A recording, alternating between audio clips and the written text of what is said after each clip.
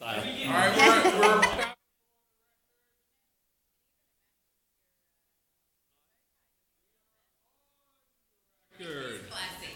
on the record. On the record. Good evening, everyone. This is a caucus of the Jersey City Municipal Council. We had a scheduled 5 p.m. start. It's 6:25 p.m. We were delayed by a closed caucus. Whoops, let me hit that again to make it go. I won't repeat all of that, but it's a closed caucus. It's April 24th, 2017. We had a 6:25 start with all 9 members in the room, or present at least. Council President, who leads off? Let's start with the easiest one. Paul Bellenboyer, come on up. He has 10, what is this? T. 10T. Or turtle.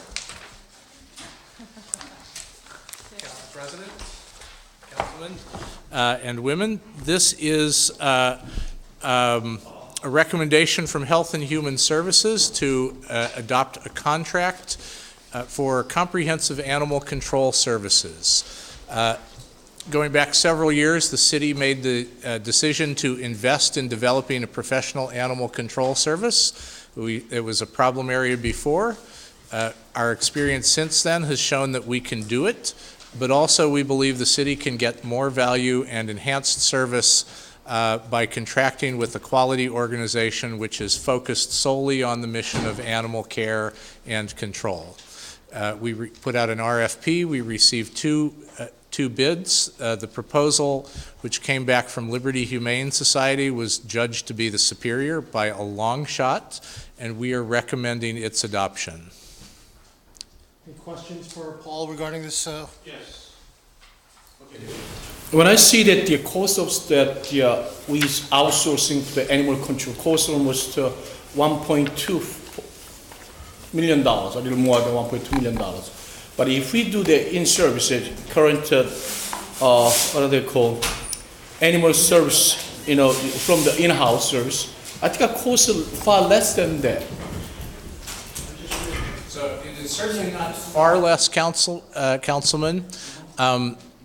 What is not seen in the budget line in Health and Human Services are other costs such as facilities and some equipment. Also, what we don't typically see is some of the risk associated with animal work. In the private market, it commands a fairly high insurance premium, and our own experience is that we have lost a significant amount of worker time due to a combination of injuries in the work itself and also from motor vehicle incidents. So what we sought was a creative proposal from any organization which would really be able to deliver quality service to the residents at least the level we're providing right now, to do so at a competitive cost. And Liberty's proposal also provides additional services which are beyond the scope of what the city is required to provide, but which addresses needs which we found in our work. Sure. The annual cost is $555,000. 2 years cost is $1.25 million. But when just look at the items of my budget book is cost not that much. But so my concern is that the people working in the animal service still there. The cost of that, we got to pay for that. They're not going to be fired. They're not closed down the whole division. But we're going to put outsourcing. That means we have $1.25 million over the 2 years. So let's say $600,000 a year plus the employees. You know what I'm saying? So extra, we have $600,000 we spend more. But if we use the existing our manpowers and the animal control service, we don't have to spend that extra $600,000. So now you got to tell us that this city council what actually benefit to have to outsourcing. Specifically, because we're going to have a better service. But when you say better service, how are we going to provide a better animal service in the city of Jersey? That's what we like to know. We're going to make sure that the extra additional service is worth $600,000 or not. Okay? So Just to answer your first point, the staff that has currently been working in animal control, while there's a transition plan for every staff member, and every staff member is going to continue with the city, in every case they were filling an existing opening. So it's not as though we're just transferring their salary to another unit and it's the same cost. They're filling positions which actually existed. In the second point, we found that Liberty's proposal in particular not only provides the exact same mandated services that we're providing and at a comparable cost, but they're enhancing the service in several ways. They're going to handle all calls coming in. So right now, 24/7, 365, they're actually doing all our night and holiday service now. And at a time when we've had some staff injuries, they have actually provided daytime coverage backed up by our department. What's going to happen to our city employees? So They transfer to a different department. it actually, in every case, it's a transfer internal to the health department to open positions for which there was a need. The exception is a clerk, which is going to stay, and I'm staying at least for the time being to make sure that there is a smooth transition if you adopt the contract. So how much was the last year? Did we spend last year? So again, I don't have the budget figure in front of me, but we did a rough calculation on the total salaries. We have been, including with the fact that we've been carrying extra salaries due to injuries encountered on the job, plus vehicle costs, plus the kind of hidden costs from our budget of maintaining employees in space. The cost of an essentially office space for them. This Liberty's proposal was really to take over animal control completely, except for those functions of oversight which have to remain with the city. So there'll be some points of interface for dog bites and rabies prevention. We're going to continue to track problems as well as the numbers and make sure that. What's the cost? Yeah. So, Paul, that's what I'm saying. So what was to respond to Jermaine's question? What was the cost last year? Or estimated cost? So our estimated salary cost is it's in the last year's budget. Salaries are around $320. That doesn't count benefits, so you do a multiplier for that. It's a really similar cost. The one exception is the one in this proposal is the one-time startup cost. We expect the actual number to come in at somewhat less than what's in the proposal. And there will actually be a give back from their current contract because relatively minor, but we expect that will be about $20,000. So the total amount is somewhat less than you see in front of it, but the contract you'd be approving is for the amount indicated. See, it's still not enough to explain to us that the current staff members' cost is $500,000. So the $500,000 staff member will stay in the organization City of Jersey City, but we're going to spend extra $600,000. So I'd like to hear from you the extra $600,000, what we have to. It's extra 600.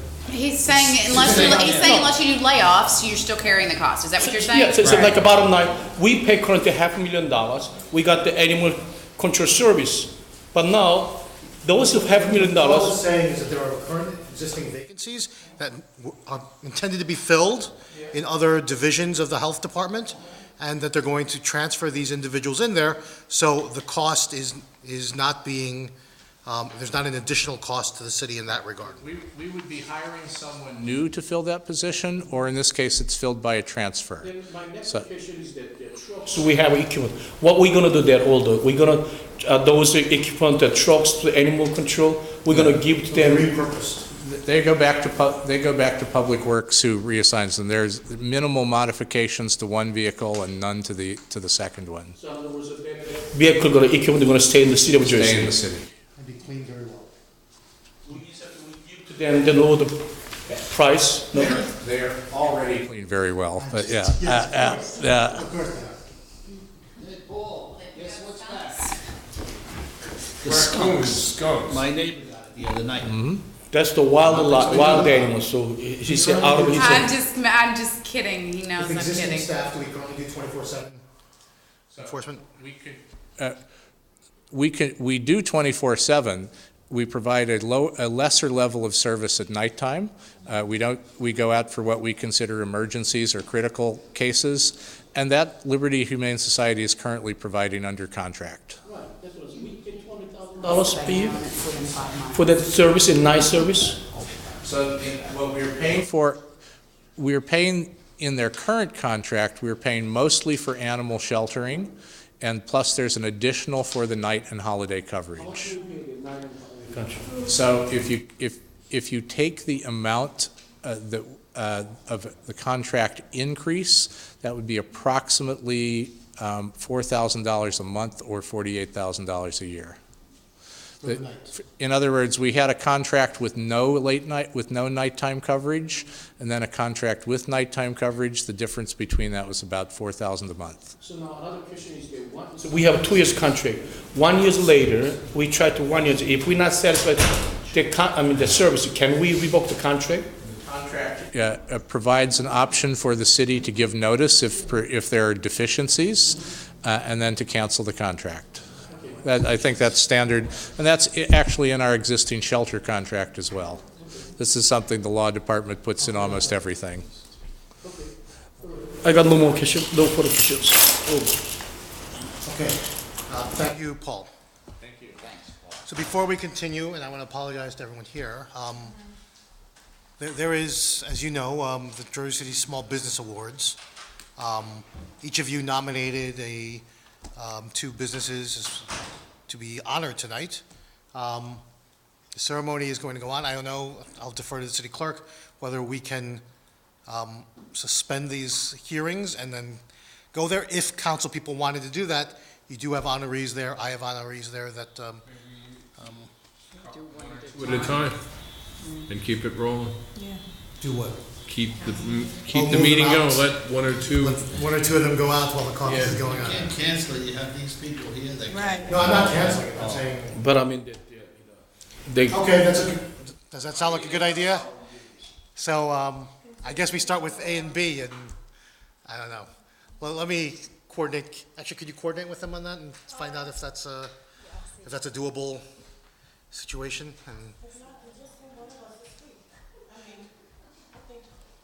I'm fine being right here, so it's.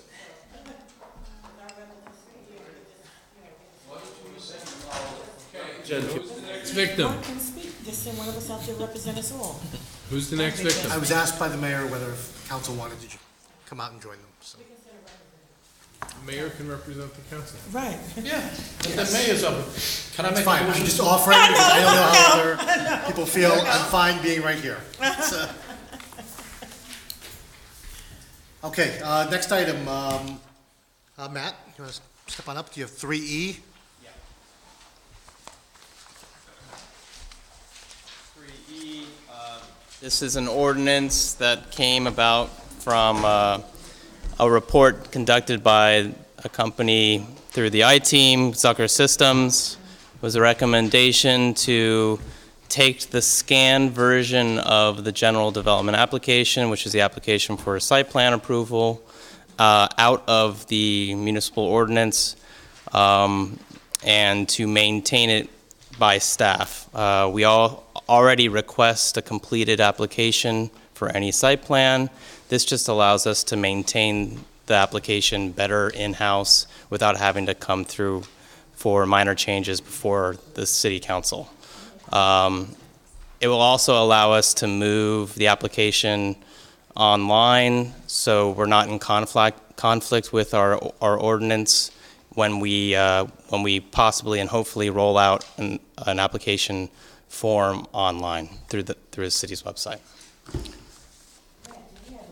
You'll consider minor changes, this way they'll.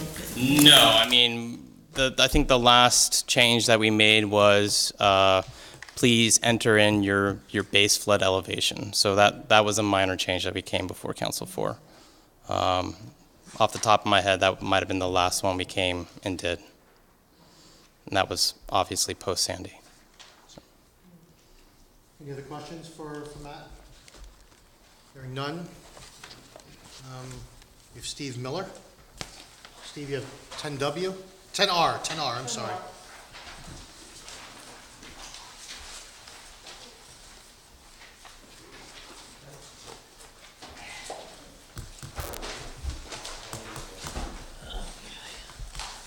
TenR is the pest control company that we have each year for their regular monthly check in each location. Western Pest Services. And basically it's the same as last year. Questions? Yes. Steve, as you know that the city of Jersey City and this government, this mayors and this council, we try to give to any small business, to local vendors, you know what I'm saying? But especially pest control, probably we can find the city of Jersey probably 10, 20 different places. But your purchase department, not yours, purchase go out, use that like a national so-and-so, you know what I'm saying, instead to find the local vendors. This is not a big amount, like a $26,400. We can give the opportunity to the local, vendors. But when you guys use that nationwide, the pricing agreement approved by is so and so, that those small vendors actually not member of those one. So we losing the case for if you $26,400 instead to give to that guy who live in West Orange. In the meantime, more than 20 pest control stores located in Jersey City. I think you, as the oversight of all those things, we got to pay more attention for that. It's a whole lot of money. It's a different story, but $26,400 is a good chunk of business for small pest control in the Jersey City. So I'm not feel comfortable. The only way we can revoke or whatever is When does the contract expire? The existing contract? Existing contract.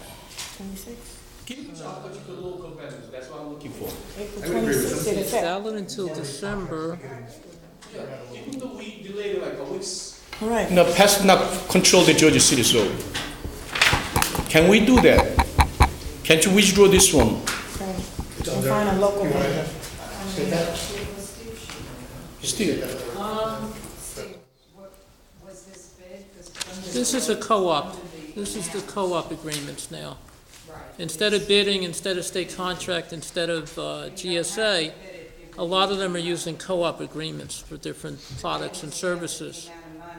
You don't have to bid, is what I'm, Right, it's under the $40,000. correct. so can we do that? Steve? I get a couple of quotes from some local. Try and see if there's locals interested, yeah. Okay. All right, you want to pull this for now, and we'll call some local vendors and see if there's any interest. The effective date of the contract is April 26th. It doesn't matter April 26th was a paper, you know what I'm saying? Give us some months. Yeah. It's okay. You can get the quotation from local vendors. So we're gonna withdraw this and then, Steve, Can't you do that? yes, you can do it. Let me check with the director on the date, You let us know. and I'll let you know, because this does say the term starts April 26th, which is cutting it kind of close. That's Wednesday. So, right, So check with the director. okay, all right, Check with Director Stamato. What is that, resolution? 10R. 10R? Thanks. Check with Yeah. Director Stamato, let Okay. Margaret know, and she'll notify the council, and then, Okay. I'll also talk to Reverend Frey. He's in charge of the Diversity and Inclusion Yeah, Division. let's That see if should we be can find finding the someone. local people for this, and see if he has any. So Steve, you know our intention, right? Oh, I understand what Please, you're okay, saying. thank you yeah. very much. Okay, thank you. I'll check, and I'll let you know. Joe Cunha, 10W.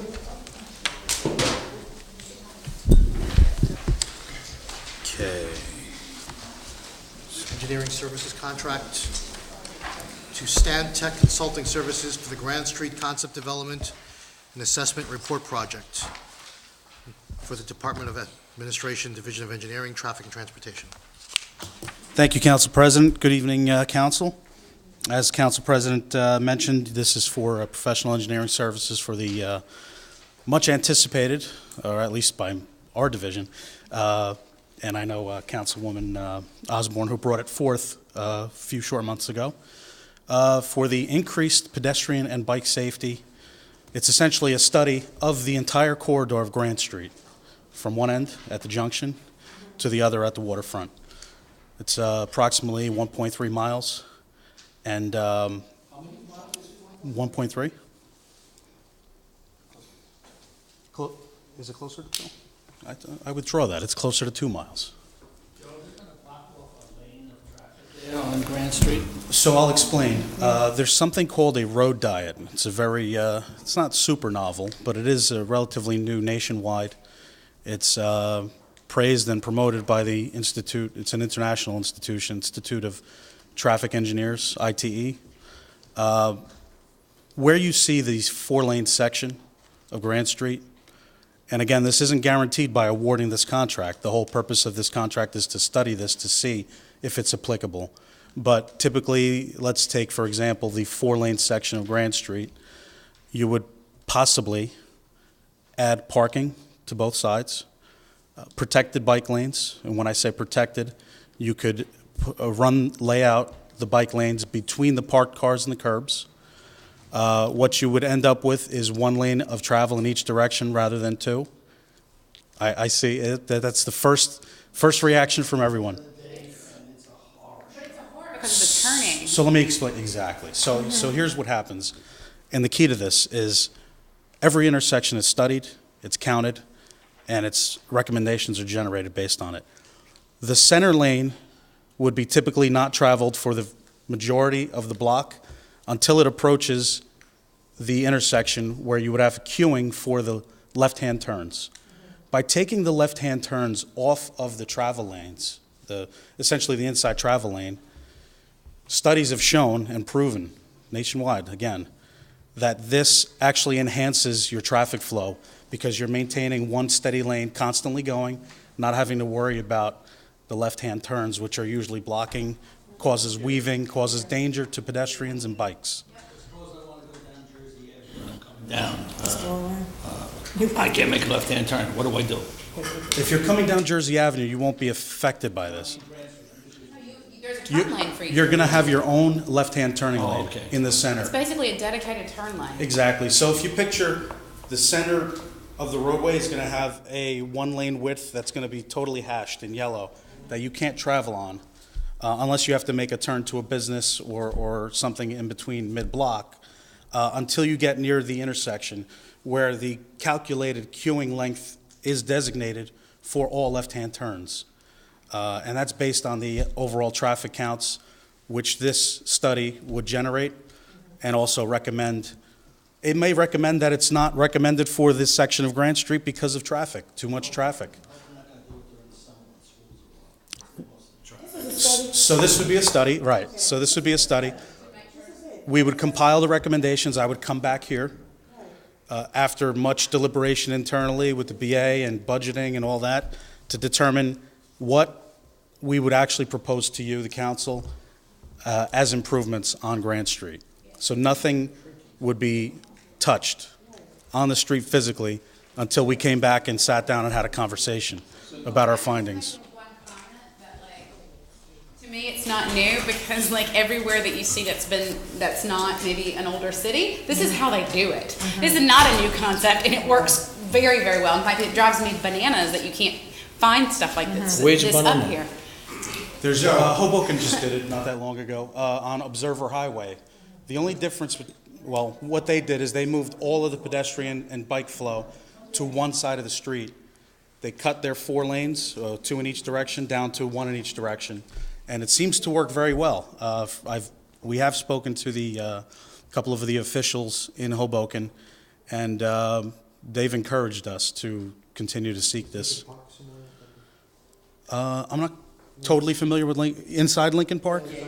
Yeah, that's more of a pedestrian recreational thing. So I wouldn't. It's a little bit of apples and oranges. Yeah, that's the dumbest thing. Raymond Boulevard in Newark. Can I ask a question? I'm sorry, Councilman. How did we come up with stand tech? Because we had 3 bids lower and 3 bids higher. Excellent question. I'm very prepared for that. Okay, so the way this was proposed, each respondent, of 12 that we actually solicited, we received 7.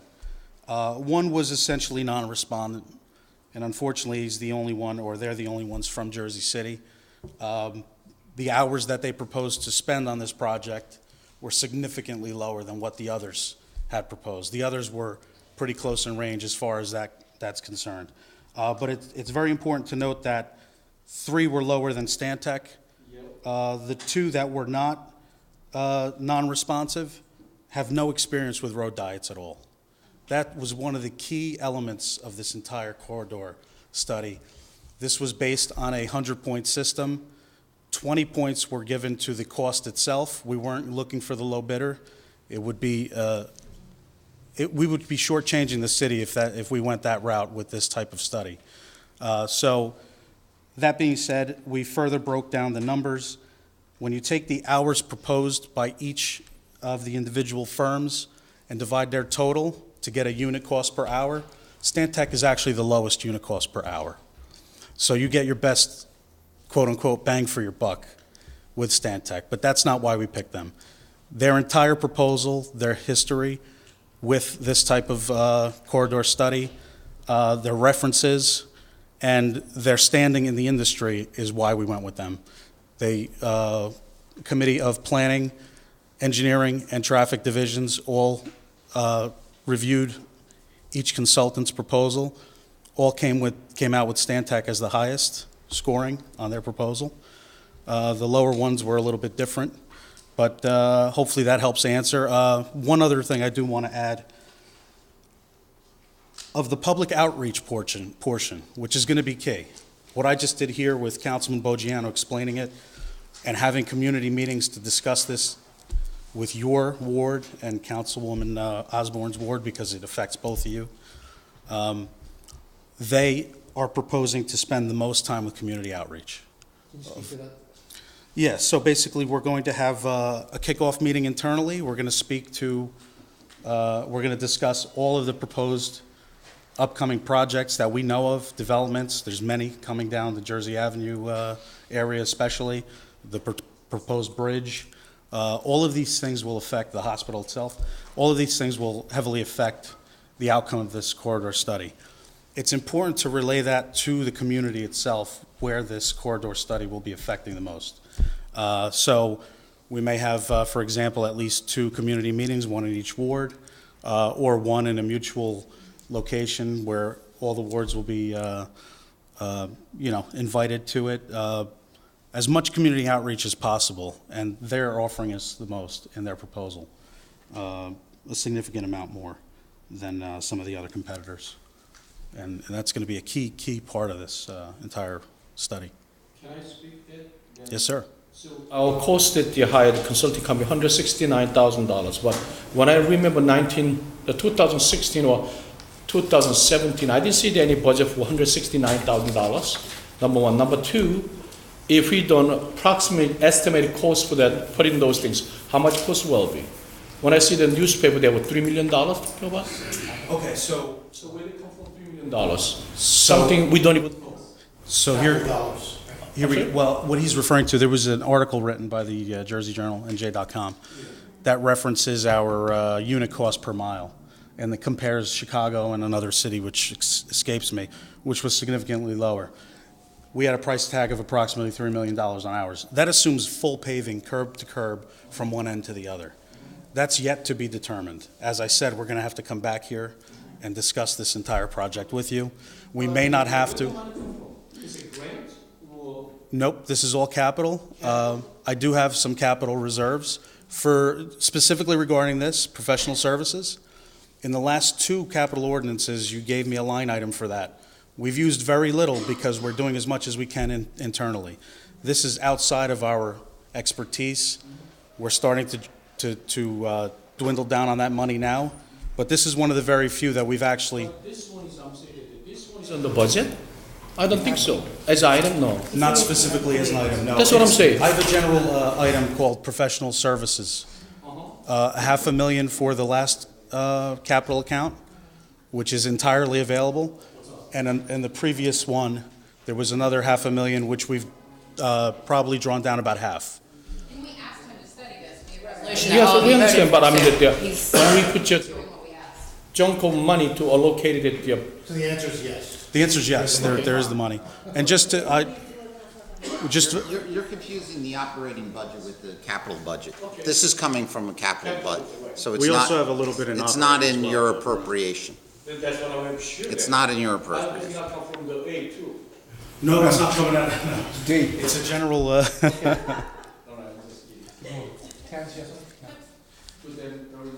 All right, very good. Okay, Joe, thank you. thank you all. All right, Brian, you're up. And Brian has 10S. 10S.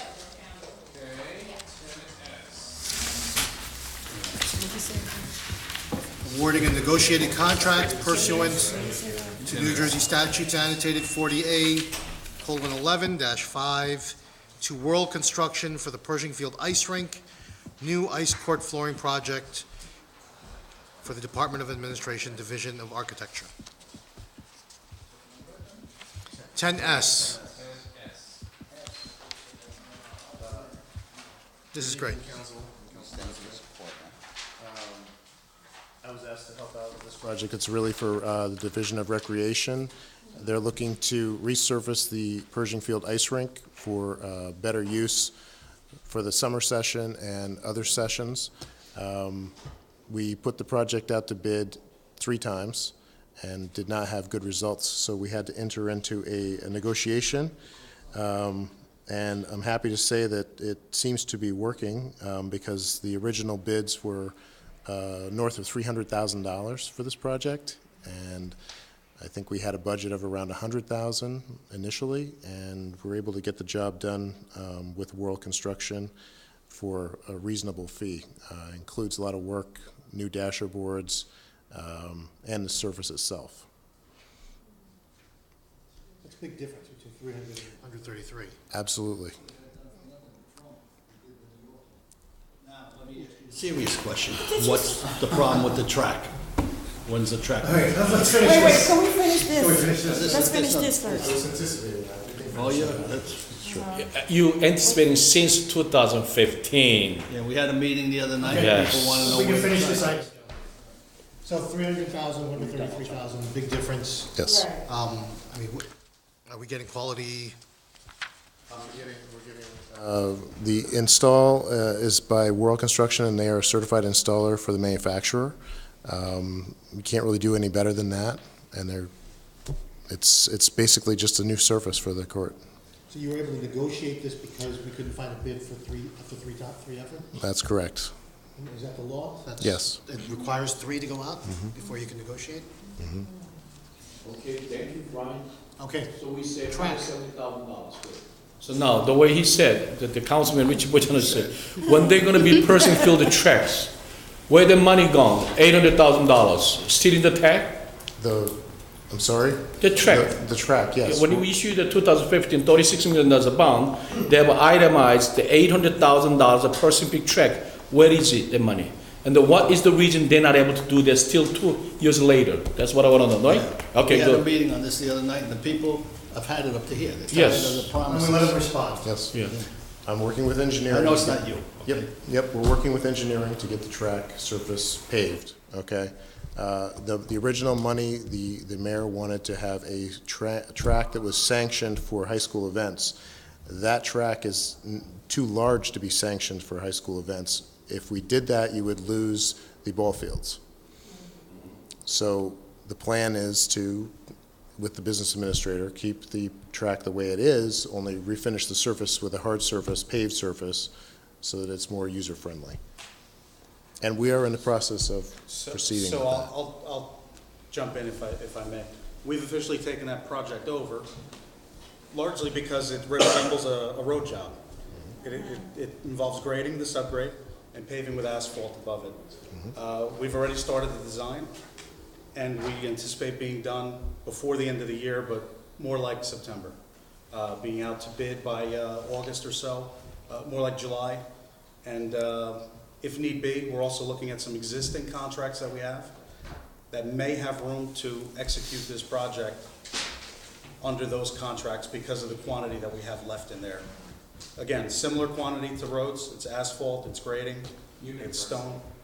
I'm sorry. Unit pricing. It's unit pricing, and let's see if we can get that. That would be the best and fastest way to get it done, is through an existing contract. But I want to assure you that we did not forget about this project. We have the money to do it. It's just a matter of wrapping up the design to make sure that we do it properly, get the grading right. Brian already had Richie Hayes go out there, clean all the lines that were all blocked up with silt and stone dust, and we're ready to go. So we're... Councilman, would have to make sure that the track they're talking about to put your asphalt, that's what they're looking for? That's correct. It's not, so this... I thought that the people looking for some kind of a special cushions, you know. So here's the issue. Right. Here's the issue. The base for all of those tracks is asphalt. That's always the base. Putting in the asphalt track allows us to get a track in there and the use almost immediately, whereas the rubber costs significantly more than just the asphalt alone. It's not uncommon to see a track made of only asphalt with striping. Again, a non-sanctioned track, it's not going to be sanctioned. You have the ability to go later, find the money through grants, other ways, to add rubber later, because the base layer is always going to be asphalt. So in other words, you're more likely to spend the $800,000 to build up the base? Well, less, because No. asphalt is much cheaper. So just to compare, we're looking at approximately $200,000 for the asphalt, and the rubber alone would be double that, just for the rubber coating. Yeah, but we allocate $800,000. Oh, well, okay, that's with Brian. I don't know that. I just know where the funding's coming from. You mentioned $200,000 asphalt around. And the rubber is supposed to twice more than $400,000. So even though 200 plus 400 is still $600,000, we allocate $800,000 for that, just the track itself. So still you got $200,000 left. Yeah. No, you got 600,000 left. No, $200,000 left. So now you can able to do it now if we want to. You know what I'm saying? Because the money is there. So I couldn't understand why. What is the reason they cannot able to do that today? You're going to be saying that they do a non-sanctioned track with rubber on it. You know what I'm saying? He's saying you have the money. That's what he's saying. Where's the extra 200 going? Because you have the money. That's what he's saying. They build a track of rubber. So please, is that why don't you, accurate? Brian, why don't you do that? We got a lot of things to Because discuss. they had 800 there. Next council meeting, What's the- come up with some what's the deal? ideas. Yes, we like to. Spit it out. The money for the parks obviously stays in the parks accounts. So if that money isn't used to rubberize an unsanctioned track, which I don't believe is a good use of the funds, those funds would be used for a new playground in a different park or another park facility. Brian, would the underlayment for a rubber track have to be asphalt anyway? Would you have to? Yes, yes, Okay. it would be. That's what he said. Absolutely. We have to do it anyway. So you're saying essentially, that, you know, rubberizing the track is Right. not, That's what they should do. it's your professional opinion that that's not money well spent for an unsanctioned. Yes, because the maintenance and wear and tear on that rubber surface for people who Come can. up That's his with some opinion. idea. Okay. Yes. When did we get the update on, so last year, I believe, about this time, if not a little bit earlier, we were asked for the park priorities. So I remember I had and I looked at the list of parks, and I think the oldest one in Wardy that hadn't been touched was the basketball court on 16th Street. It was like 28 years or something. So I mean, I went down the list and I just picked Yeah, 16th Street. 16th Street, the basketball court. So I just picked that one because it was the oldest and it seemed like the fairest way to make a decision. And it's in pretty bad shape. So, but I have not really kind of heard anything about that. Just curious. Yeah. Well, you know, we have a memorandum of understanding with the Parks Coalition, and they work with us to help determine the order of magnitude for park repairs. And I can give you the update. Actually, I have it. It's on Bob's desk, actually. Brian, So can we finish, so I would like to understand that one in particular, and it may not necessarily be on the Parks Coalition's radar because it's kind of like a basketball court, there's not really green space, but it is a priority because people in that neighborhood don't have anything else. Right. It is a wasteland over there. Okay. So I just want to make that point. Can I add to 2016, we presented actually. So capital improve dollars for the park of 2016, we put $6.7 million plan to spend 2017. But when I see the 2017 budget book, they only put you $5 million, $1.7 million less than what we planned to 2016. So now my question is that you guys are putting the $5 million, the capital improve dollars for the budget in 2017. Where did $5 million plan to go? That's strictly capital improvement. Yeah, they're all actually earmarked for various parks already. Okay, so like Riverview Fisk. Can we have a copy of that? Yeah, You I mark think them, so, sure. can we have a copy of that? Because as I say, 2016, they plan to spend $6.7 million on 2017 for capital improvement. But when I see the 2017 budget book, they're down to $5 million, $1.7 million less. You can provide the priorities Yeah. and the budget for 2016, 17, as to how you're going to be spending the money, okay? Emails about they need netting around there. No, actually, No. Ben Blau Right. is working on that, and Okay. just for the record, there's really no easy answer on that. Okay. It's not an exact science. Okay. Some guys can hit the ball and they can get. Right, because I just got an email. That's tough. Okay. But I also wanted to point out about the resurfacing of courts. That actually is more of a maintenance item, and there is line item for resurfacing of certain. It needs to be. Go over there. Okay. It needs- if you drive by 16th Street, it's over go by down the, there. by the, And See, certainly. they by, wouldn't it's go over by down that Holland way. Dollins, and it's, They wouldn't go down that way. They- Understandable. I've been down. there. Understandable. yeah, it needs a complete It's more overhaul. than maintenance. No, it needs a complete overhaul. It does. Okay. It's just. It does. I've been down there. Well, again, now we're getting into maintenance items, but I will forward that. That's like an ongoing. So Brian, we're gonna have the copy of that, right? Yes. Okay, great, thank you very much. Send it to Margaret and get it out. Okay. Joe, Brian, by the way, Joe, I hope I'm not driving you crazy. You sorry you gave me your cell phone number? Not at all. Thank you for answering No. the phone, especially on the weekends. Joe is very good, Andrew is very good, Brian is very good. So everybody gets it. Thank you. Thank you. Tanya, you're up. Tanya has two items, 10J and 10O.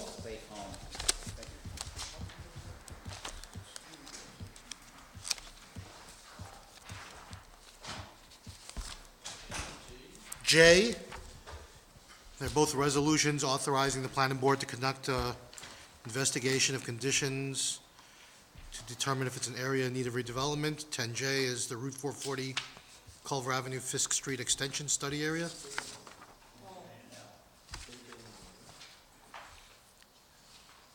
Do you want to say anything about that? Yeah, when we first did the study for Route 440 Culver in 2008, this site itself was vacant with a for sale sign on it. When the redevelopment plan actually got approved, this site was vacant with a for sale sign on it. And it was finally some interest in buying it. We would like to probably include it in the redevelopment plan. I think it was always an idea in the back of our head to want to do it because it was vacant and it was for sale, and it should have probably always been a part of it. So this is kind of an attempt to clean that up as well. Now, when you say clean this up, like, what you're saying is that you're trying to take this out of redevelopment and just. No, put it in. It's So not in. here's the actual one, and that these are the two sites over here that we'd be adding. Oh, you're adding it into the code. Correct. Any questions on this? No. All right, next item, 10O. This is a little bit more complicated. Yeah, so when we had gone for the original authorization,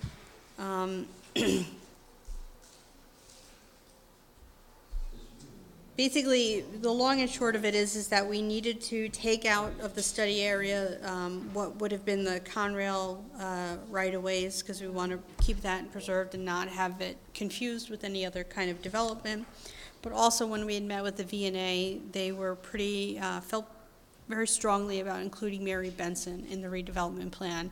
And when we had first done the study, the association, I guess, the Neighborhood Block Association, the Enos Jones Association, really wasn't formed, and now they are. And so the community has had more follow-up meetings, and they seem to have been able to negotiate between each other that anything to the south of 6th and the south of 6th would be the V&A, and the north of 6th, within this plan specifically, would be kind of by Enos Jones.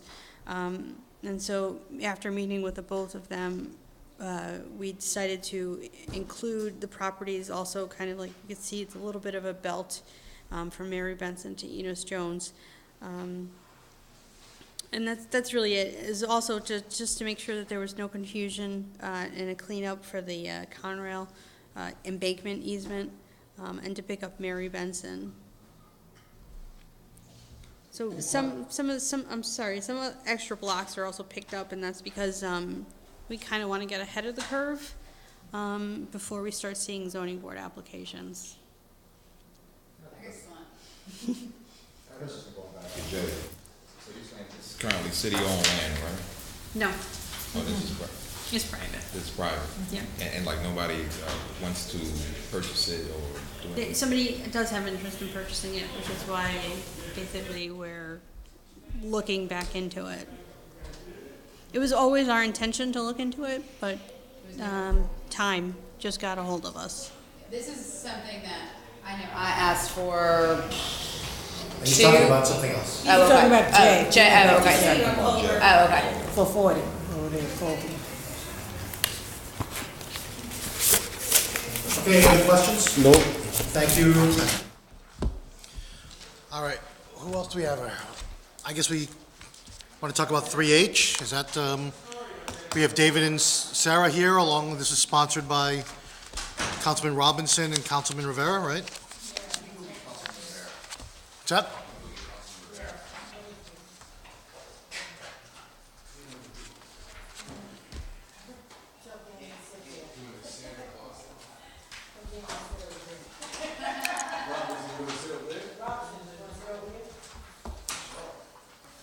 No, you don't have to. You can do it from there. All right.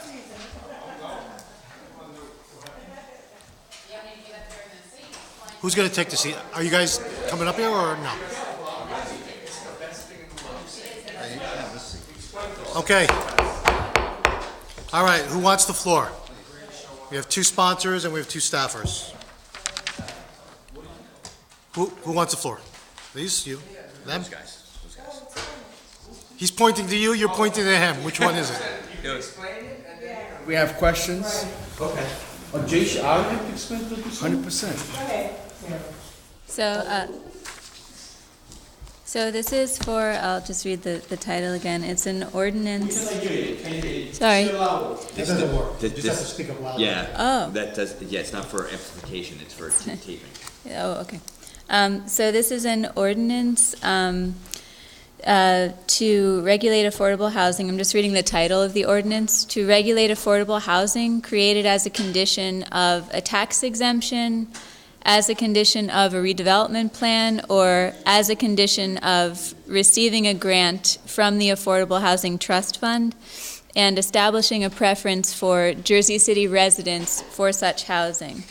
I'll give you just a summary of the ordinance right now. So basically, this ordinance now establishes Jersey City preference for affordable housing, but only in Jersey City, but only that affordable housing that received a tax abatement or is created as a condition of a tax abatement, that received AHTF funds, or that was required by a redevelopment plan or redevelopment area, and is not funded by any other HUD funds or a list of other funds in the ordinance. So basically, no federally funded affordable housing and most state-funded affordable housing does not fall under this ordinance. It's only for Jersey City mandated or funded affordable housing. Excuse me. So Jersey City residents are given priority. The developer is required to maintain waiting lists for this affordable housing. And every 3 months, so on a quarterly basis, the developer has to submit to the city their waiting lists and also a list of all the affordable units in each of their developments, and note which units are unoccupied or which units are vacant. So again, every 3 months, the developer says which units are unoccupied and available for rent and the waiting list.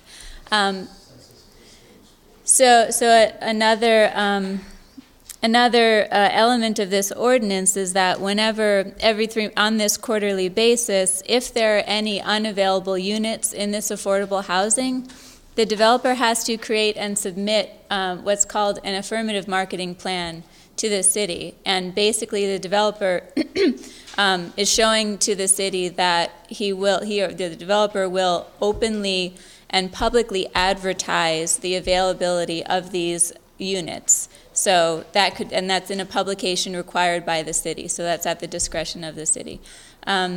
So this has never been a requirement before, and it's really good because residents will be able to see which units are available. The last major element of this ordinance is that the advertisements for this affordable housing have to be available, published in a publication approved by the city for at least 30 days, and they have to be published in the top 5 languages translated in the top 5 languages spoken in Jersey City public schools, plus English. I think you're creating a monstrous paperwork system here. You Well, should simplify to be it. quite honest, Councilman, part of the reason why we're doing this is simply because there's a gap. So HUD and the state have a variety of regulations that require similar things at this point. But with our Affordable Housing Trust Fund in Jersey City, and when we require affordable housing through tax abatements, which is kind of a subsidy in its own way to require affordable housing, there is a gap there that developers do not have to do these things. And so we're trying to basically bring the city in line without putting too much of a burden on developers, but trying to bring the city in line with both federal guidelines and state guidelines so that we can make but the difference is too also with this, we're also giving Jersey City residents a priority. Okay. So Osborne, I'm sorry. And Waterman? So just 2 comments. I think this is really great. I can tell you that I've had developers complain that they couldn't find anybody for their affordable housing in downtown, and you know exactly who I'm talking about.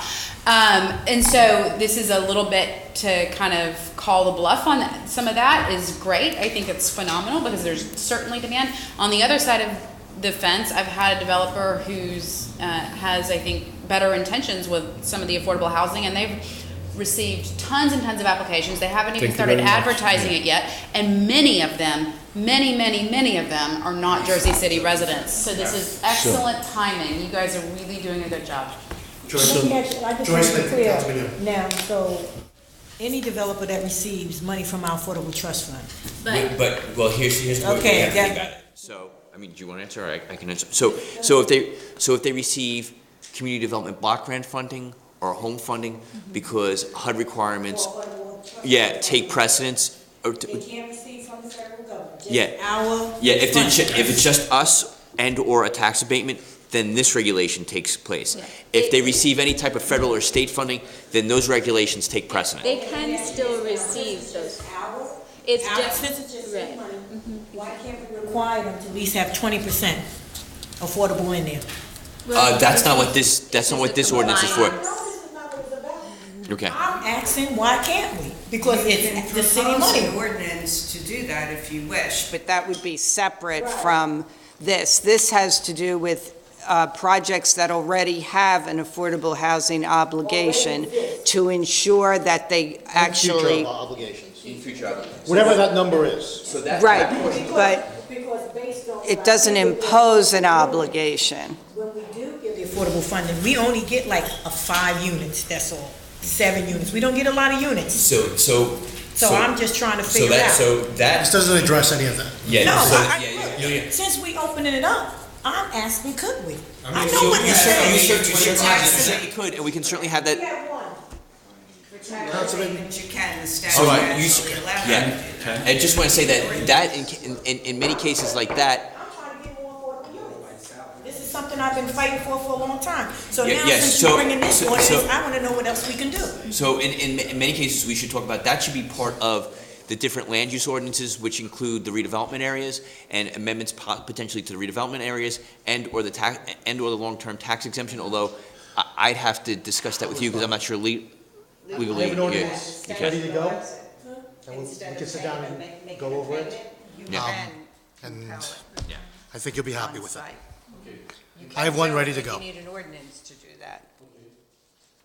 Councilman Yun and then Councilman Gadsden? I'm like confused. Quick question. After that, I'm gonna So what is the project such as, like at 16 Bennett that actually has affordable units in it, receiving tax abatement, but then also, contributes to the affordable housing trust fund? Are they obligated, whatever, to now advertise their affordable housing units even though they're contributing to the trust fund? Yes. It doesn't negate it. It doesn't negate it. It does not negate it. For the fact, so long as they're not receiving any type of federal funding or Some types of state funding. or some types of state funding. So, go ahead, Councilman Yun. You finish first. Okay, so it's actually your question. We talked about this before. So from the waiting list to the vacancy, is it lottery or first come, first serve? Lottery, very good. Okay, so now, can I study now? Absolutely. Actually, my office, since I elected 2013, since day one, my office spent hundreds of hours regarding affordable housing units. We have several meetings with the housing authority of the United States. Now, over the years, when we did survey to find out, not survey, interviews the people, what is the problem of affordable housing unit, Jersey City? Number one, if you apply for affordable housing, you have to go, every site have to visit, no centralized. You know what I'm saying? So now, as a senior, looking for senior housing, 80 Cambridge, you have to stop by 80 Cambridge, get the application, Muhlenberg, Heights Pride, all those things, you have to separate application, have to put it in. So somehow we have to be, this city have to be uniform, universal forms we build up for the affordable housing application, number one. Number two, selection of the applicant, the way Candice also mentioned to say, they have a 30 units of affordable housing is available. The problem is that till today, first come, first serve. Till today, a lot of that's what they do.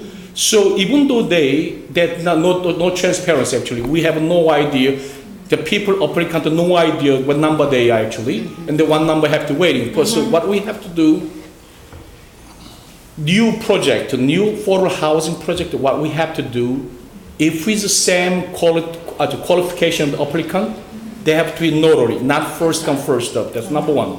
Number two, if what? Sorry? Lottery. Lottery. Yeah, okay. yeah. Number two, if it's existing affordable housing units, we got no way to, because one unit is available. We cannot do the lottery, you know what I'm saying? But at least each affordable housing units must have to report to City of Jersey, not quarterly, because quarterly means that can be that room is 3 months empty. Monthly report with waiting list together. So City of Jersey knows that if it's a XYZ location has 1 unit available, then city knows that which person will be. You know what I'm saying? If that person have some issue to get into that place, then developer must have to report to City of Jersey. XYZ waiting list number 1 was there, but because of some reason, we denied it. So number 2 will be. So you have to be transparent because a lot of people come to my office, probably everybody's office, you know what they say? Councilman, can't you influence to get the stones sold? Councilman, So- is what you're telling me that in your office, you're stating that every affordable housing in the city, including what you just stated with seniors, they're on first come, first served basis? Is that what you're saying? So most of them, that's what they call. Is that what you're saying? Yes, most That's places. totally wrong. They're giving you bad information. No. If especially, so whatever's a build a new project, would you understand, when I have a meeting, the housing authority, they say, we not do that lottery system, we do first come, first serve. That's why they argue with them many times over here. Because we build a lot of project in here, probably you remember that. Project in waterfront is a housing, we don't know who get it actually. Even though we give the 30 year tax abatement, you know what I'm saying? So they have to more transparency. So I give to some credit to the, what's the name? Councilman Daniel Rivera and Robinson, but the quarterly report is too long. It should be monthly report, one. Should be every 6 months. Yes. They have to report it immediately, right? When it's open. Yes, thank you, that's what you have to do. Whatever they're available, they should report to city. Just every 3 months. I just want to Okay. get some No. clarity there. Yes.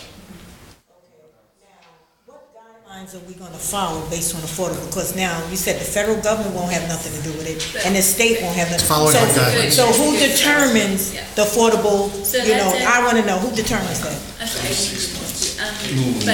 So actually, the ordinance reflects HUD's same requirements for affordability. So it has the HUD definition of income and also the HUD definition of low income and moderate income. So it's, and very low income, right, which is, so we're following HUD guidelines just to make it very clear and to make it easier for the developers to. When we say 5% affordable housing units, then most of the developer, they try to bring the people as close to 80 AMI.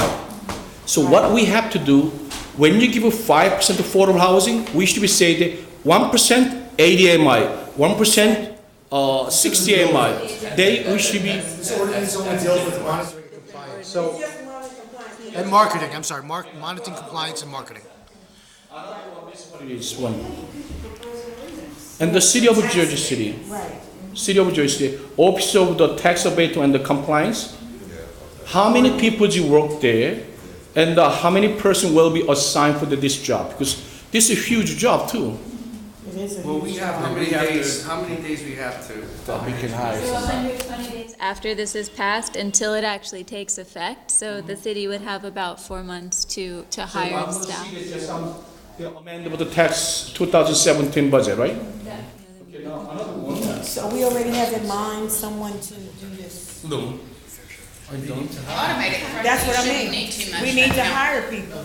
I mean, because we don't want this to go without being attended to. There's no sense to pass stuff when we don't have all our ducks in order. So, it is a lot of people with this affordable, I'm telling you. Once this published, I guarantee you, we're gonna get flooded. Yeah, because you can't leave it up to Yes. Pierre. Pierre is gonna be inundated. That's true, it can't be We fair. have to make sure that we find money. in the So budget. similar to, yes. So similar to the parking issue, we should come up with an effective date where after we budget and then the hiring and things like that, because if people aren't able, I agree with you, people are gonna say, where's my affordable housing? How do I find this stuff? Yeah. I think I need your support for this one. Some project, we got several complaints from the people who live affordable housing. Number one, some affordable housing unit that their term is expired. So there was some harassment involved by management company. We received a complaint already from some kind of Newport Tower. Their tax went to expire.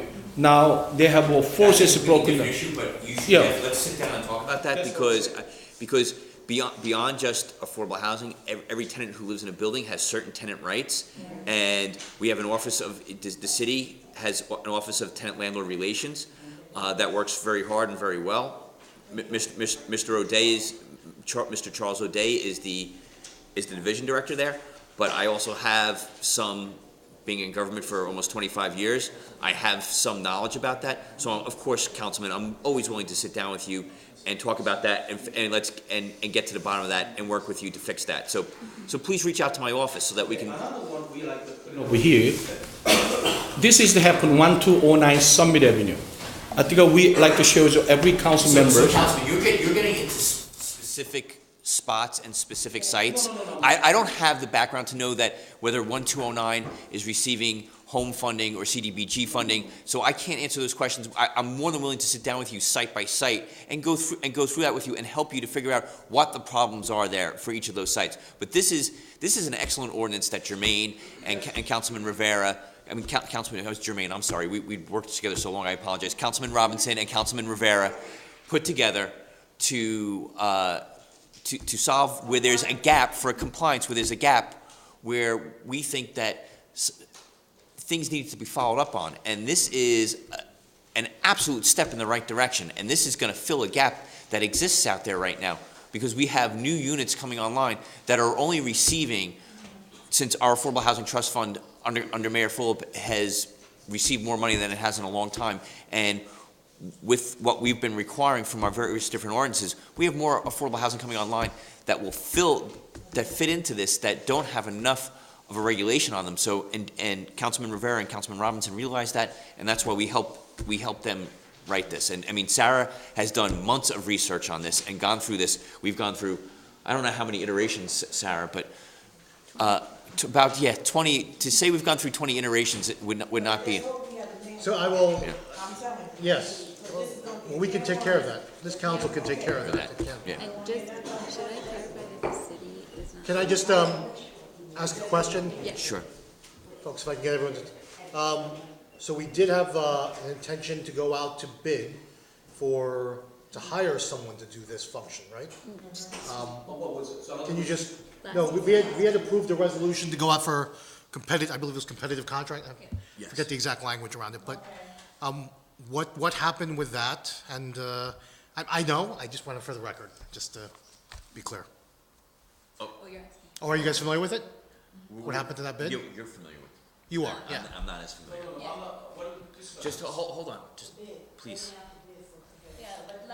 So last year we went out to bid for services, but they were actually much more expansive than this, and they would have put a lot more of the responsibility onto the city, and it would have required an enormous amount of capacity, and it was a huge set of responsibilities, and so it was so that RFP required a lot more of the city, and this particular ordinance does expect more of the developer, right? It expects a partnership between the developer and the city, essentially. Yeah. So the reason that RFP, yeah. So nobody responded to that RFP. Right. So that was a major part of the problem. Or There was one response. That was last year. So this sort of came out of that, but that was last year, and that's, we're not. There was one response? No. Is there anything? No, nobody. No, I thought nobody responded. So there was no response to it. There were one person who submitted a number of questions, but no Right. actual response. So part of the answer to this, though, is to get to. I'm sorry. No. Request for proposal. So one of the things that needs to happen is you need to have with an ordinance. You need, before we can really do anything, we need to have a defined set of requirements. That's law. Yeah, and that's what this is. Great. Through, because when we talk about affordable housing, I know we're gonna get a lot of calls once we get the paper, and we wanna have the people in place to handle it, that's all. And then, so just to be clear, the city is not maintaining these waiting lists. I just want you all to know, it's the developer actually maintaining the waiting lists and selecting from those waiting lists. So the developer just has to submit the waiting lists along with their units that are affordable to prove that they have those waiting lists and that they're keeping them, right? So just so you know, in terms of the city's responsibilities versus the developers, like the developer is actually accepting applications, maintaining the waiting list. The city will make sure that there are waiting lists, there are applications, right? So just wanted to let you know. Is we giving the developer a checklist? Yes, it will be in the, Okay, there 'cause there I'm will be a saying that, 'cause they manual. could just tell us anything. Right. There, There's a manual. so there's actually, there will be a Right. manual with a template for an affordable housing application that we recommend the developer use with all of the, so there's actually like a template that we created, like a Word document, so they can just pass that one out, they can insert their own, logo and stuff and hand that out. And then you have something in there that says previous address, right? Because part of our Yeah. problem is, there's a lot of people getting affordable units, but they're really not originally from Jersey City. Right, yeah, this also requires that they be Jersey City residents, so, yeah. How do you define residency? I'm sorry. Right, is it 6 months? No, 12 months. Any person who currently lives in Jersey City and who has lived in Jersey City for the previous 12 months. Same requirement for running for office. David, as I said, Okay. we have a uniform application for the older affordable housing unit in Jersey City. That's a very, very important part of it, because each senior, when you fill up the form, the affordable housing unit, different forms they use, they get confused. It is definitely confusing. So City of Jersey, which they exercise out all three to But make. you have to realize that when a developer applies for an affordable housing grant from HUD, for example, they have their own regulations concerning wait lists and priorities within those wait lists. So the city couldn't undermine that. The city can only regulate in the absence of a HUD or a home finance-based regulation. This is trying to capture that and modeling a lot of what they do already, but imposing that condition on those who presently don't have any really fixed obligations. So it's a very important. That's the most succinct answer, Joanne. Thank you very much. Candace? I would just say, I think that this is important, whether maybe not perfect, I think it's important, because I know we've got the building by BJ's coming online soon, and I think that this should be in effect. Right. They want to, I think, have just Jersey City residents. So, but they can't do it if we don't give them a law, that otherwise they'll be discriminating. So I think it's important that we get this on the books. I guess what's the old saying? Don't let the perfect be the enemy of the good. And So there's if you find that there's a problem, you can always come back and amend redo it and make it I better. wouldn't make nothing. I wouldn't make this go into effect 2 years from now, or you're gonna end up hurting Jersey City residents today. No, not 2 years. This stuff's going online this summer. We just need to staff up. We need to staff up. The law is still the law. Whether or not we can do it, they still have to abide by it. I hear you on the reporting, but to say that, like, because what you'll be doing is a little bit of cutting off your nose to spite your face if we put it past the deadline when these things start coming on the market, because they will immediately go to non-Jersey City residents. Right. Even though we're not able to enforce, if the law is there, they have to comply with the law what we have. And if they don't, what's the penalty? Then $500. I'm convinced. What's the penalty? If Cancel. they don't abide? Right. Everybody, I can't hear There it. are fines and fees. There are fines and fees that are in the manual. She's asking what they are. $500. What are the fines and fees? As of now, in the draft of the manual, the fines and fees are $500 if they don't. Oh, that's what I'm saying, that's nothing. They'd rather pay the fee than to make a. No. Per unit. That's still nothing. Make it per unit and make it maximum fine. Make it 1,000 per year, because you want them to follow. You have to make it stricter. So just amend that 1,000 instead of per 500 for that the project. We said 500 per unit. That's No. all. What's wrong with that? That's not actually in here. The violation could be 1 month they failed to send in their report. So that's different from not reporting at all or not maintaining any waiting list ever. So you really have to look at the nature of the violation. Ultimately, a judge is going to determine that in municipal court because it's a violation of an ordinance.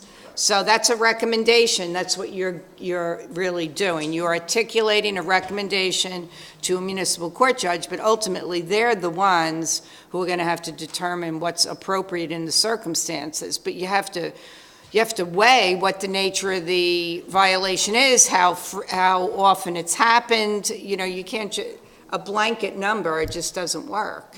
Well, I think, agreed, understood, and I think the important things are that if you could prove that they rented an apartment to somebody who wasn't a Jersey resident, that's should be a high violation, and if you could prove that they didn't advertise, that should be a high violation. The reporting violations, agreed. You Makes have sense. to, though. The violation must be strong, because we're gonna be wasting time. I mean, ultimately, for example, if it was a tax abatement and somebody just refused to participate in this at all, they refused to give any information to the city, refused to maintain, then the only way to deal with that may be to send a notice to them to terminate their tax abatement. That's a possible remedy. So you really have to know what the nature of Should be the remedy for tax wrong abatements. is. Right, so that should be the remedy for a tax abatement, otherwise. Or requirement, it could also, it could also be, for instance, if they received Affordable Housing Trust Fund money, we could require them to pay that back because they're not abiding by the agreement of the Affordable Housing Trust Fund. So there's a variety of, once we have this in the books, there are a variety of things beyond $500 that we can certainly do. But we have to. Yeah. So after it's voted on, like we're gonna go back You're gonna have to. going back deeper into enforcement and about fines and penalties. Yes. To do that. Yes. At least you have something. There's a manual. accompanying manual that will be passed as well, with all of those sorts of details, including the affordable housing application. Like, is it a copy of the manual? It's, yeah, when it's done. It's just in draft. Yeah, it's in draft We're form. We're finishing the draft. Yeah. Let me ask you a few questions. So last question I can have that. If somebody get into affordable housing unit because they make $48,000, while they live with 2 years, their income raise is $60,000, then what happened to that person? That's also a part of this, Yeah, that, it's a year. that every year their income has to be reviewed by the developer and certified, right, thank you, as, by the developer or the property owner. And that has to be indicated to the city that they are still income eligible, so. Yeah. So that person has to move out? If they're, Right. Yes. Then there's this one. That's a break. No. So I'm gonna ask that because you know what? I'm not gonna tell the one of the Affordable housing unit in Jersey City. The people who live there, the affordable housing is very, very high income people in the working government, the county and the Jersey City. Probably you know which I'm talking about. So, You know. so they wouldn't be kicked out, but they could raise their rents, right? But then they would have to make another unit available and affordable. Yeah. To be in compliance. Yeah, exactly. Okay, thank you. From the top? From the top. All right, 3A, Frank. What's better? 3A, folks, tighten up, we can be out of here shortly. Let's move this. 3A is a 5-year tax exemption for a property located at 75 Jordan Avenue. 3B is an Any ordinance. questions on that? Yes, because you know what? Actually, I pay a little more attention to PACA contract. I think we have to do me a favor, Joanne.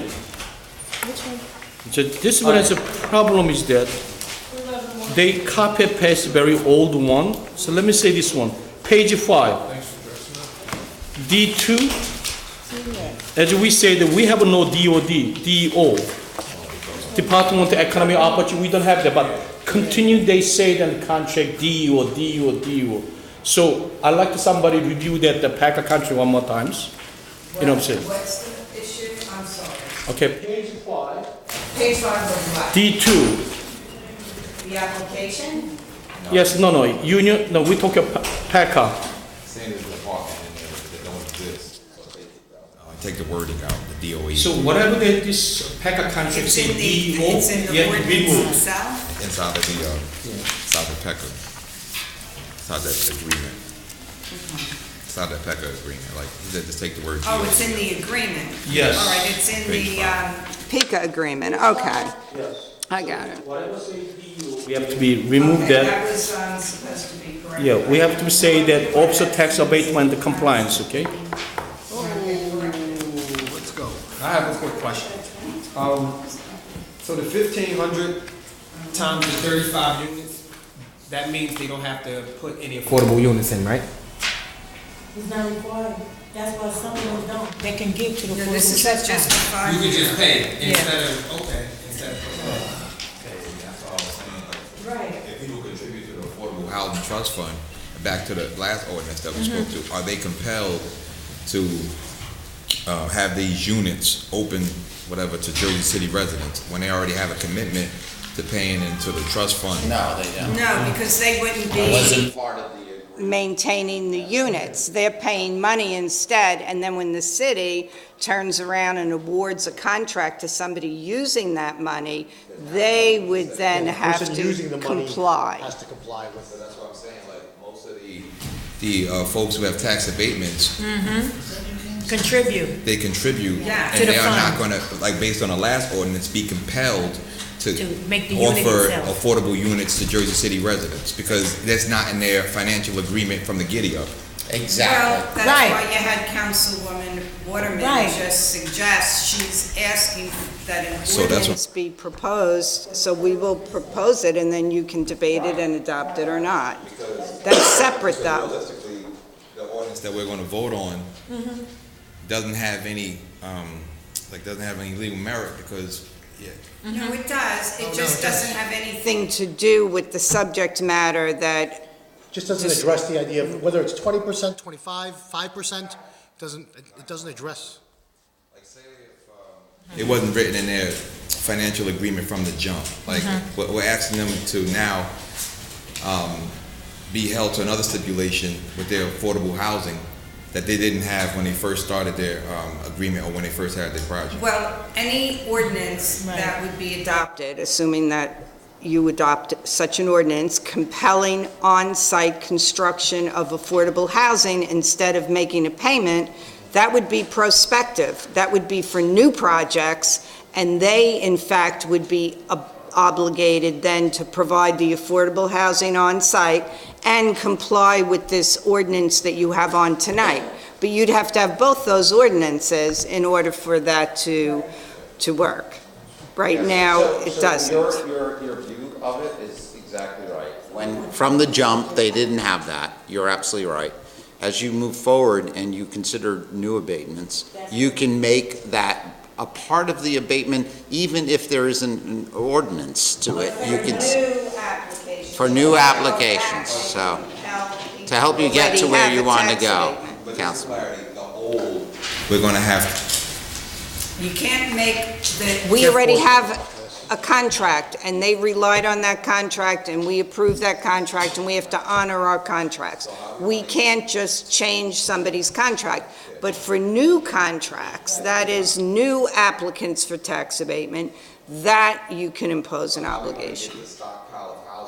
that's already currently, like, right now, that's built, to have the developers report to the Office of Compliance. The ordinance applies to that, right? The ordinance is going to apply to new units. No, that's not what I was told. If you need to go back. Go back to Yes. old, that's already has That's not what stockpile I was told. housing. I was told That's it's already- old and That's new. already, Yeah. If you have an abatement, well, No, yeah. actually, no, you're right. So the abatement Unico is under construction, but it's not completed. Right. So it's still applicable there. Right. But if something else was built already, I guess, and And they like, have a CO already, our they're- friend over on First Street. So what I'm saying is, all the housing stock right now, that 30, 50, and 80, that's currently on the market right now, are exempt from this ordinance because they were built before this ordinance I'd that we say voted not. to put. I'd say not, Joe, and I think they would be, what the ordinance does is it creates a list and a responsibility for the developer to say, I have these apartments available. But how do So you if, impose that on somebody retroactively who already because has they a are, contract? because they already have, they have affordable houses in their.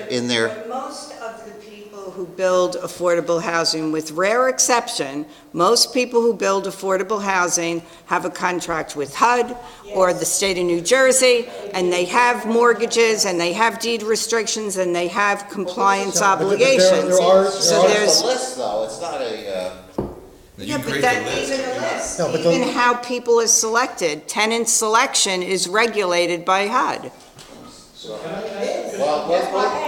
The Housing Authority follows federal regulations. We'll have them come back on Wednesday. That's important. Okay, we gotta, Yeah, we're guessing, so let's. There's a lot of old housing that needs to be. Let's have David come back. okay, Yeah. one at a time. Yep. Page 4. Of which one? Page 4 about the PACA. PECA, okay. Yes, so page 4B, developer contracting obligation. Then once the developer submit the project initial manning report, she must forward the letter to the register quotation of the bid of the mayor steel envelopes business corporate program. Now, so in other words, the developer had to ask a quotation to bid to the mayor's steel envelope business corporation program. Then what is the mayor's business cooperative program? What is that? City of Jersey have the list of all the vendors. Talking about Reverend Craig, right? What's the question? Off the I don't diversity. understand. That's what they should have done. Off of the diversity. So What's no, the question? no. The B41, ones given the authority. That's what Page it 4, B1. B1. They say that once developer submit the project initial manning report, he and she must forward a letter with the request for quotation or bid to Mayor Steve Phillips Business Corporate Program. Do we have a Mayor's Business They Corporate should have Program? put diversity and inclusion. Right. Do they have a list of all the vendors?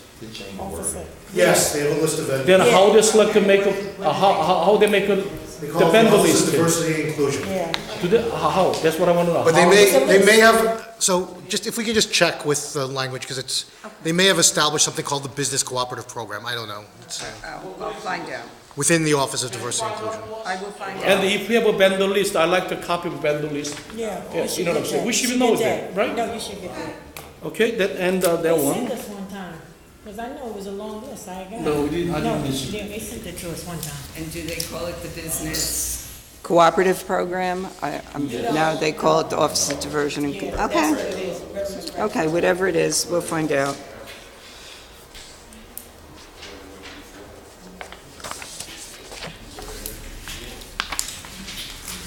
No, I gotta go to Council City Hall. Presidents? Yes. Can we ask that their main reports, they have to do every, months, so on, so every 2 weeks. Can we have some kind of report of how many projects now under the PACA program, right?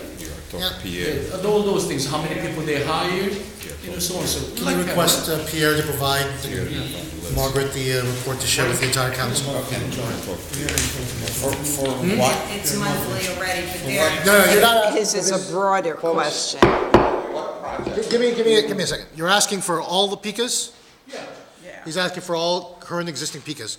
You're not actually talking about this particular developer? Okay. Let him have it. He'll give him whatever he wants. Right, it's a lot, you see, it's a lot. That's what I'm saying.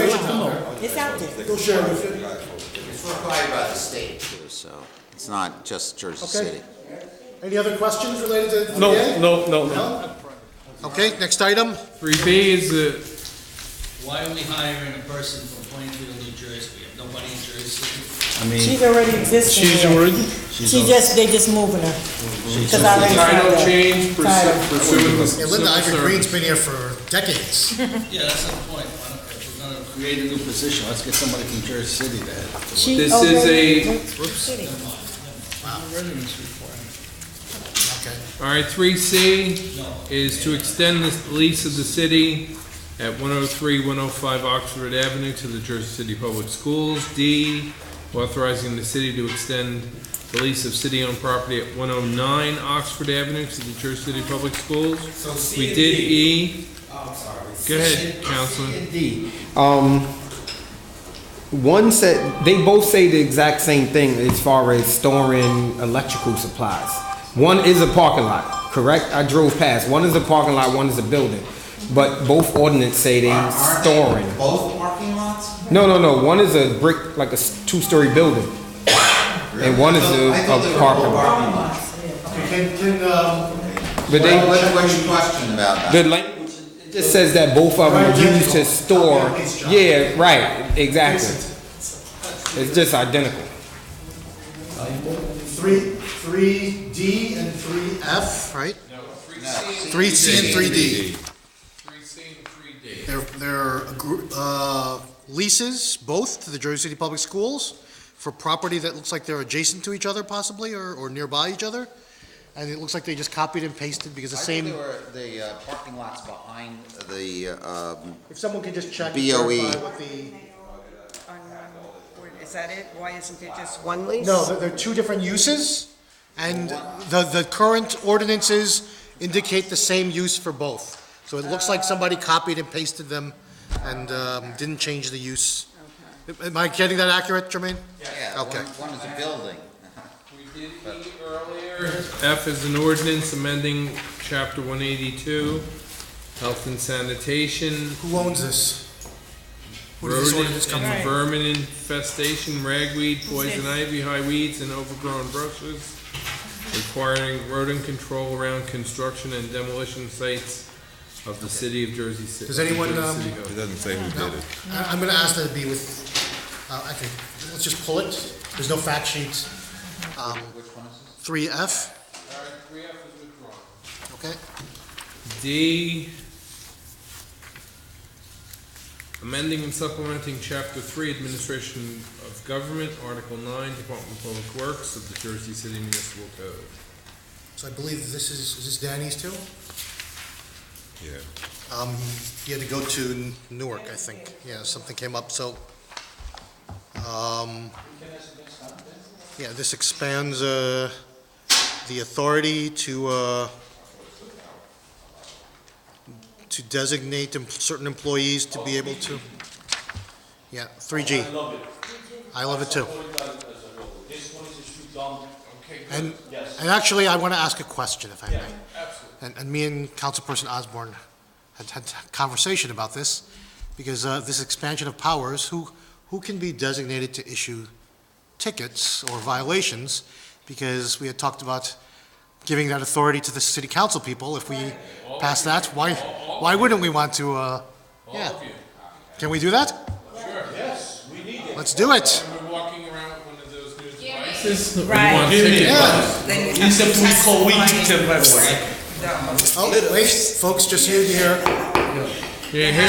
Have fun, but you're a witness then, so you're going to be testifying in court, so make time, clear your calendars.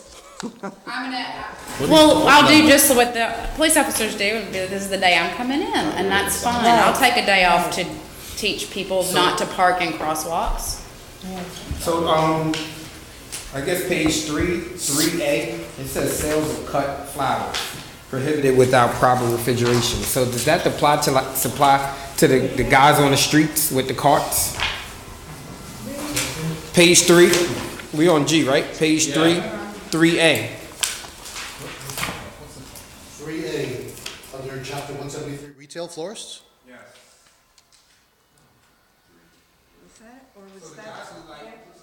The guys that's outside selling out of the cart, that applies to them? I would assume so, but we'd have to look at, we'd have to pull the ordinance to see what it says. Yeah, this was really reinstating what they improvement. 3A. No, 3A. 3A of the ordinance. Yes. 3A. 3G. Of 3G, yes. Page 3. Michael, what are we talking about? Page 3.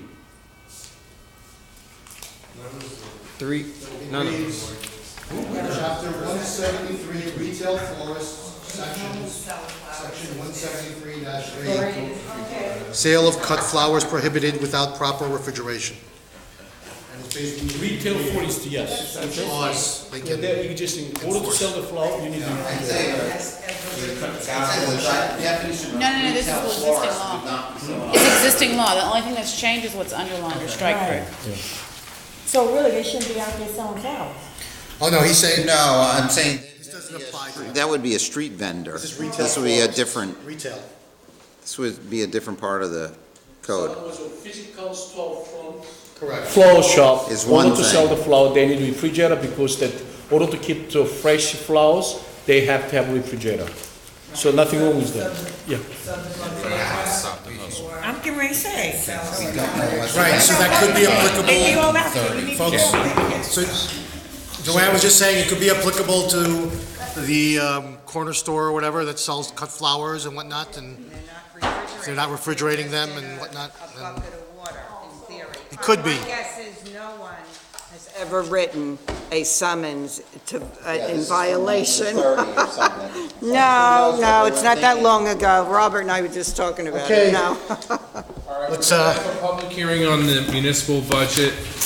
And something we probably should have mentioned early on, the beginning of the meeting, Bob Kakaleski lost his mom. Yes. And Wednesday is the public hearing on the budget. I'm hoping he's going to not attempt to come here Wednesday night after putting her to rest on Wednesday. I think Donna Maurer and John Metro can carry it. And what time is that? And actually, may I ask? And the real tough stuff comes during the public hearing, At the public meeting. the public hearings that we have internally anyway. Oh, it's not early. May I ask the members of the city council, I mean, you've all heard about Bob's, Yeah. if you'd be willing to chip in for, send a city council Sure. arrangement or something. I don't have a problem with that. I'll have Margaret reach out to you. Okay.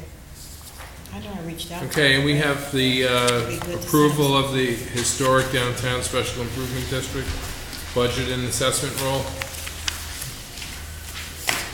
Resolutions, see if I No, can. can I? Ordinances. Ordinance is a second reading. Which one? What are they called, the 4D. This one I have some concern. D or D? D. 4D is a second reading. D. The municipal government ID. Now, if you see page 3, A1N. So we're gonna have to build up a 6-point system. 4 points for the identity, where they come from, country, whatever. And the 2 point is residency. But now, over here, the 4 point is the most important part of it. Religious organization ID issued by the religious group governing body. I'm not feel comfortable. City of Jersey gonna issue that city government ID. The based on religious groups right under their ID. I'm not really feel comfortable they're part of it. So if they stay in the end like here, I'm not gonna support it, because if we see the most of proof of identity, U.S. foreign passport, and also have to be validated. In other words, the passport are not terminated yet. U.S. state driver license. Yes, government, and U.S. state ID card, U.S. permanent residence card. But if we put in that the same level of religious organization ID as a 4 point, I think it's wrong. And also, as you know that, yes, as you know, religious groups. So in other words, you can get your religious ID card from the internet. You sure can. So this one, we're gonna put the city of Jersey in danger.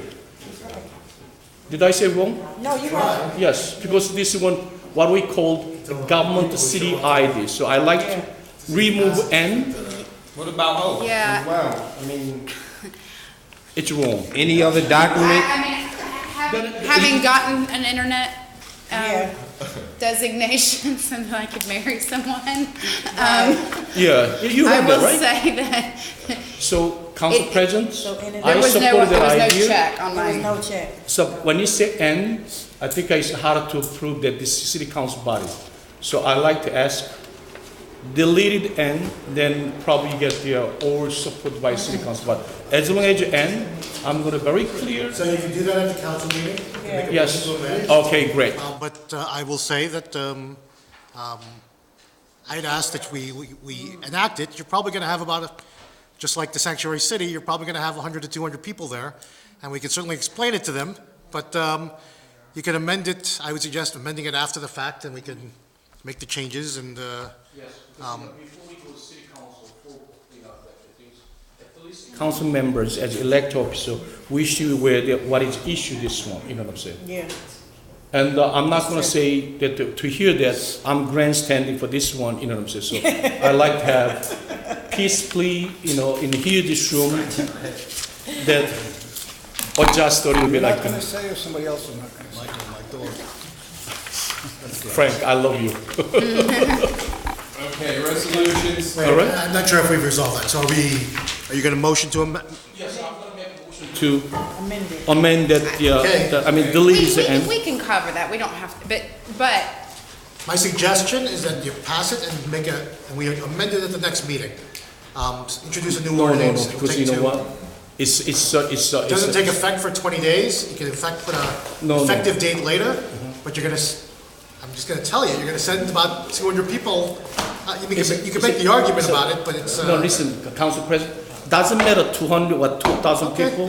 This council should be. I would argue that it does matter. You know what I'm saying? Actually, that the optics of this, and so the idea that the people aren't necessarily looking at the finer details of this, which I think, I would agree with you, and I would support you on the change. Yeah, okay. But I would say that for most people, it's it's an issue of passion and emotion, right? As opposed to like the finer details of what's contained inside the municipal ID.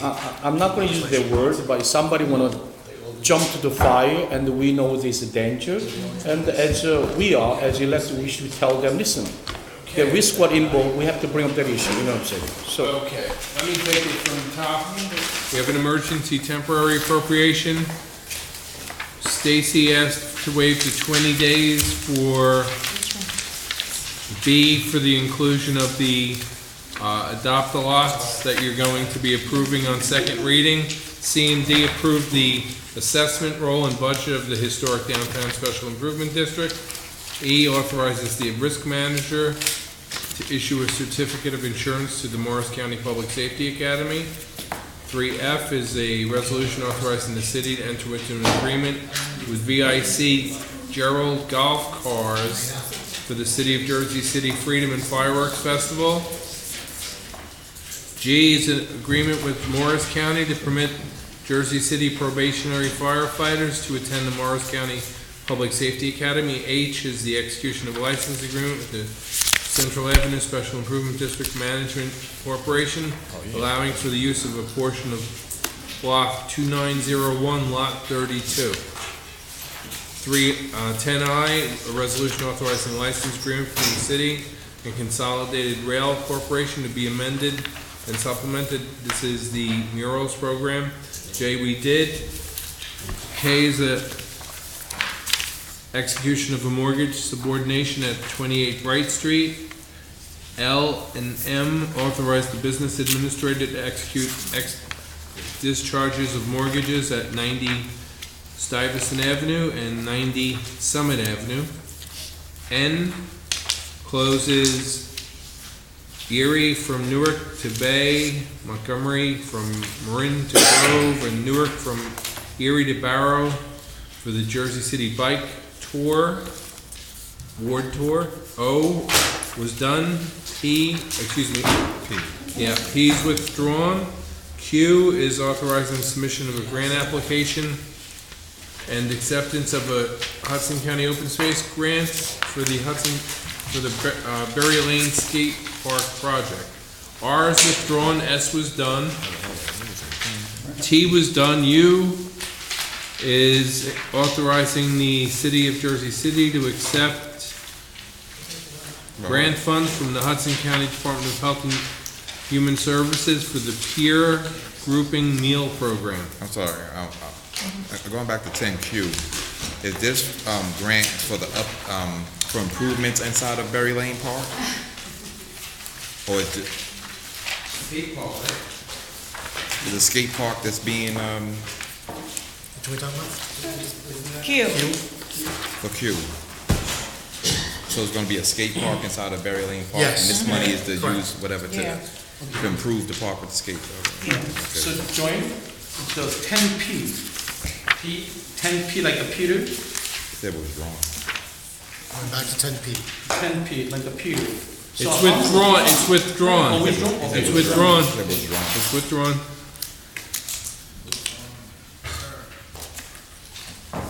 V, authorizing the award of contract to Comprehensive Psychological for psychological evaluations for 40 firefighter applicants for the Department of Public Safety, Division of Fire. W was done.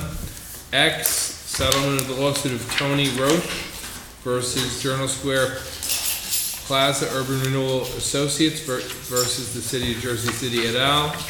Y is authorizing the settlement of the suit of Dorian Presley versus the East District Precinct et al. Z is authorizing the City of Jersey City to enter polling place agreements with the Hudson County Board of Elections. Z1 and Z2 were withdrawn. Z3 is authorizing the renewal of an agreement between the city and Usable Life Insurance Company to provide life insurance for non-management employees as an EUS. Z4 is a resolution authorizing refunds for tax appeals in $1,789,000 worth. Z5 is approving the sale of 522 Ocean Avenue by Land Realty Incorporated to Sharmila Prasad and Nirottam Mahi.